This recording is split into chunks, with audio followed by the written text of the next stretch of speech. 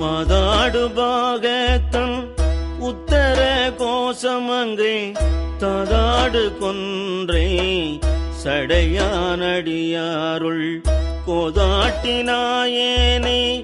ஆட்கொண்டன் தொல்பிறவி திதோட வண்ணம் திகழ பிறப்பருப்பான் காதாடு குண்டலங்கள் பாடி கசிந்தன்பால் போதாடு போன்முலையே பொன்னோசலாடாமோ.